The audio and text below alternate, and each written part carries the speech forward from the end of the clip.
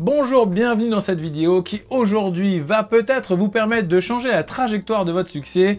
Elle s'intitule « Dépasser vos propres barrières ». Cette vidéo traite d'un sujet qui est extrêmement intéressant et qui est basé à l'origine sur une histoire qui a été écrite par George Buckey, qui est un psychologue argentin et également auteur de livres à succès, et qui a écrit un livre de contes pour un peu comprendre ses philosophies. Et cette histoire est tirée du coup du livre « Laisse-moi te raconter les chemins de la vie ». Cette histoire s'appelle « L'éléphant ». Je ne vais pas vous spoiler l'intégralité du livre, mais en tout cas, je vais vous parler de ce conte qui a été écrit donc du coup par George Buckey. C'est l'histoire d'un petit garçon qui est assez jeune et qui est fan de cirque. Et ce qu'il apprécie particulièrement dans le cirque, ce sont les animaux.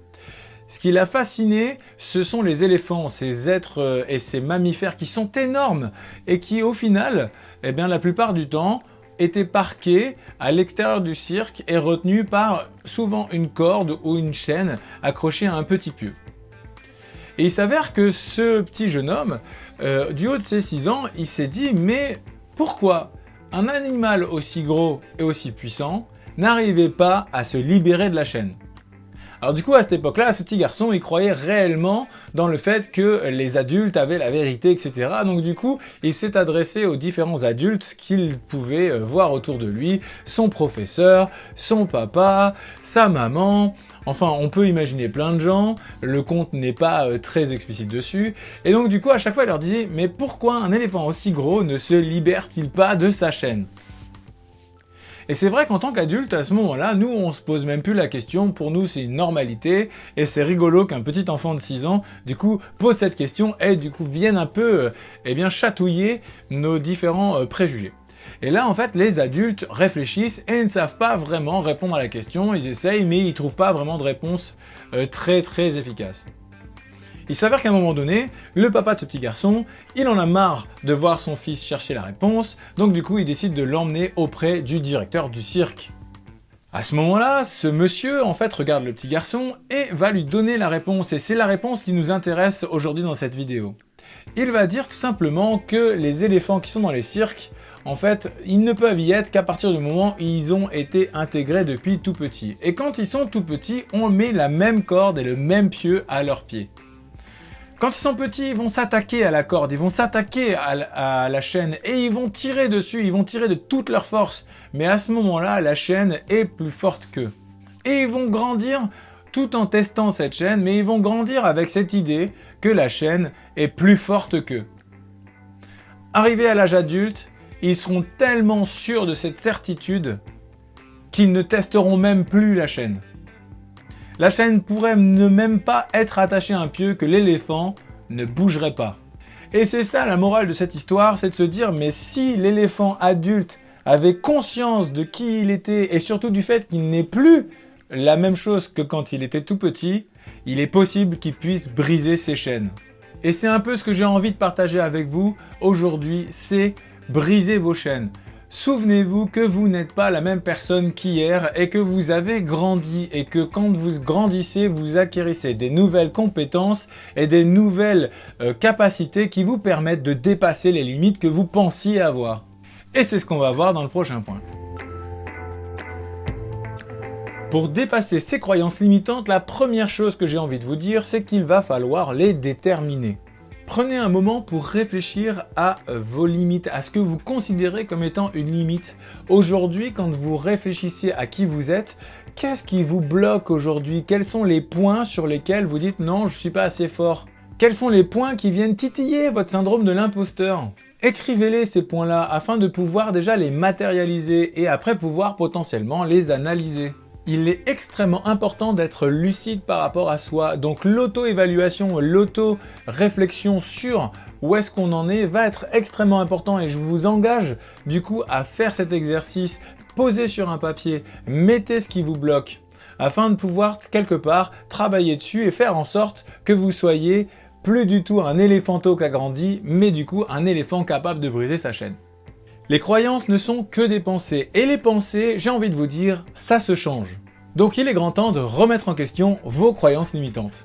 Reprenez la liste que vous avez fait sur le point juste d'avant et posez-vous la question, mais pourquoi j'ai mis ça? Y a-t-il une légitimité à avoir mis ça? Et existe-t-il des preuves contraires à cette croyance?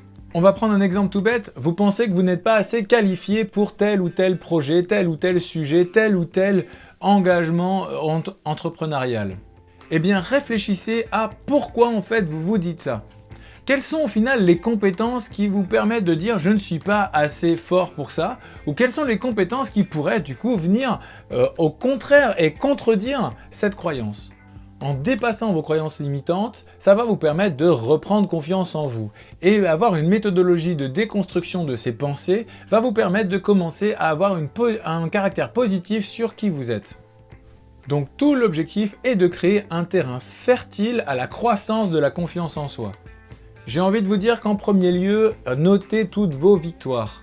Quand vous avez une victoire, qu'elle soit petite ou qu'elle soit grosse, notez-la, marquez-la, afin que vous puissiez en avoir conscience. Très souvent, on ne se souvient pas des toutes petites victoires et donc du coup, on a l'impression qu'on a stagné, voire qu'on a rétrogradé, alors qu'en fait, c'est tout l'inverse.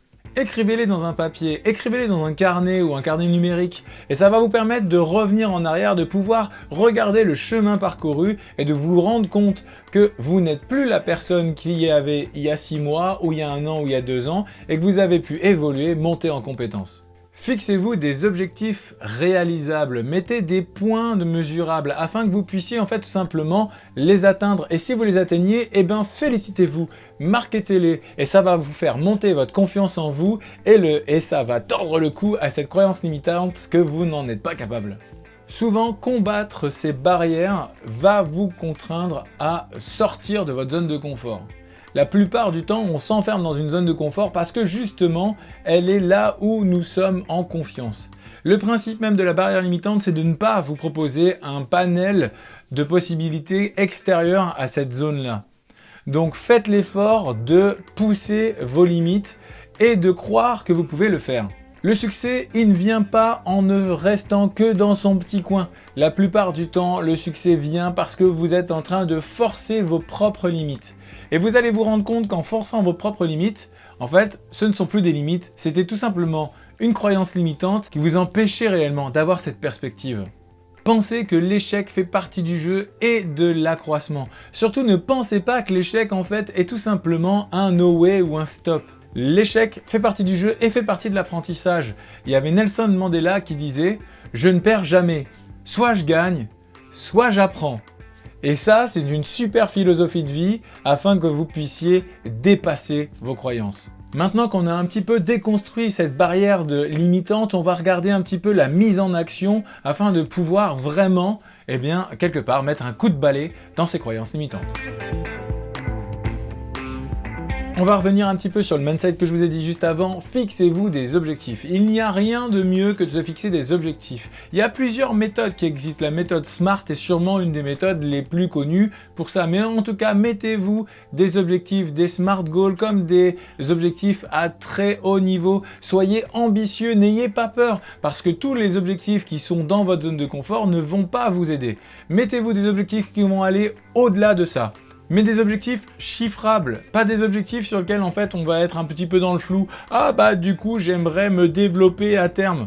Non, ça c'est pas très chiffrable et c'est pas très mesurable. Mettez-vous réellement des objectifs extrêmement justes et mesurables. Exemple, je veux que dans 1 mois j'ai fait tant de rendez-vous ou j'ai fait tant de ventes. Le deuxième point, c'est partager cet objectif. N'hésitez pas à en parler, ça va vous permettre, vous, de vous contraindre quelque part à les atteindre. Plus vous allez en parler, plus vous allez vous automotiver et vous persuader que vous allez les atteindre.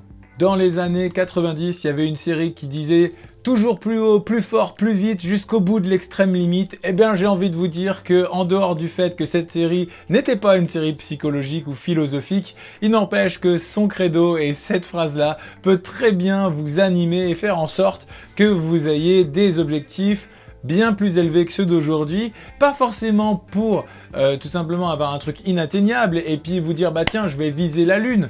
Non, l'idée c'est de se dire je vais être ambitieux afin de pouvoir sortir de ma zone de confort et je vais y passer par des smart goals qui seront mesurables et qui vont m'y amener. Le deuxième point que j'ai envie de vous dire, c'est apprenez de l'échec. Aujourd'hui, beaucoup de gens considèrent que l'échec est une déception. C'est un point négatif. La réponse est non. Surtout dans l'entrepreneuriat, aujourd'hui, l'échec fait partie des points les plus intéressants dans le développement. Parce qu'on peut apprendre de l'échec. Très souvent, on ne sait pas pourquoi on a réussi, mais on peut savoir pourquoi on n'a pas réussi. Donc l'idée, c'est d'apprendre de son échec. Comme je vous l'ai dit plus haut ou plus en amont, Nelson Mandela disait « Dans la vie, je ne perds jamais, soit je gagne, soit j'apprends ». Donc au lieu de voir l'échec comme étant négatif, embrassez l'échec, faites en sorte de l'utiliser, exploitez la notion de feedback afin de pouvoir construire votre entreprise de demain à travers ça. Souvenez-vous, on l'a vu dans des vidéos précédentes, il y a des grandes entreprises qui ont décollé uniquement grâce à des points d'échec. Dans la vie, le succès, il n'est pas linéaire. Vous allez avoir des phases en fait de montée et des phases de descente. Donc du coup, ne pensez pas que vous allez toujours avoir des réussites. Donc c'est là où la notion de changement de mindset sur la notion de l'approche de l'échec va être importante. Et j'ai envie de vous donner une dernière histoire, toujours d'un animal, mais du coup pour venir renforcer le fait que du coup l'échec fait partie du jeu et de l'apprentissage. Aujourd'hui, le roi de la savane ou le roi des animaux, très souvent on considère que c'est le lion. Mais est-ce que vous savez que le lion, quand il part en chasse, il a plus de 70% d'échecs. En effet, il n'atteint sa cible qu'une fois sur 7. Donc si le lion est le roi des animaux avec un peu moins de 30% de réussite, eh bien si vous aviez le même statistique, je vous dis tout de suite, vous êtes le roi de votre business. En conclusion, j'espère que cette histoire de l'éléphant vous a parlé. Pensez bien que vous n'êtes plus la personne que vous étiez hier. Pensez bien à bien marquer les points d'évolution afin que vous puissiez combattre justement vos barrières limitantes. Si vous êtes comme l'éléphant à croire que vous êtes la même personne qu'il y a 10 ans, eh bien je vous invite à faire ce travail d'introspection pour justement vous rendre compte que vous êtes aujourd'hui avec une puissance suffisante pour casser la chaîne qui vous retient au pied. J'espère que cette vidéo vous a aidé. N'hésitez pas à la partager, à mettre un petit pouce pour du coup dire que vous avez aimé, à commenter si vous souhaitez partager. Et moi je vous dis à une vidéo prochaine.